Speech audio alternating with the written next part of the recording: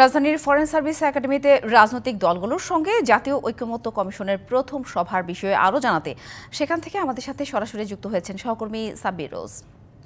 Sabbir, BNP Jamaat সহ রাজনৈতিক দলগুলোর সঙ্গে ঐকমত্য কমিশনের বৈঠক তো চলছে, এই মুহূর্তে বৈঠকটি কোন পর্যায়ে আছে, বৈঠকের বিষয়ে কোনো তথ্য আপনার জানতে পেরেছেন কিনা, আর এই বৈঠকে কোন কোন দলকে আমন্ত্রণ জানানো হয়নি সব মিলে জানাবেন।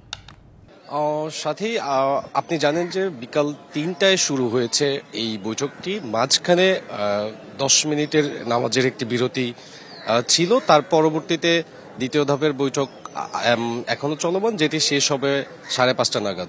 মাঠের অলরাউন্ডার আমি, আর ঘরের অলরাউন্ডার টাইলক্স।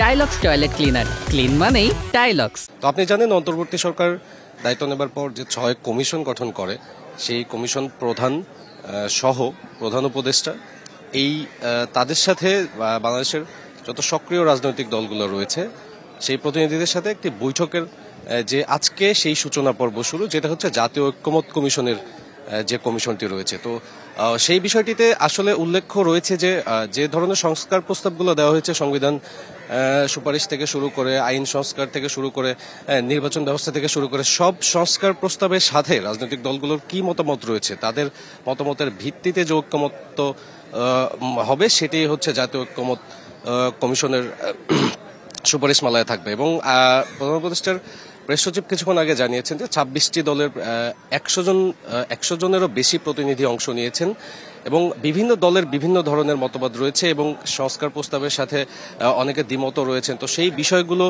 জানতে পারবো তারা বৈঠক শেষ হবার পরে। তো এখন যে অবস্থা রয়েছে সেটি হচ্ছে যে বৈঠকটি চলমান এবং যে সংস্কার প্রস্তাবগুলো রয়েছে সেই সংস্কার প্রস্তাবগুলো আমরা আগে আপনাকে প্রতিক্রিয়া জানিয়েছি এর আগের সংবাদে বিভিন্ন রাজনৈতিক দলের।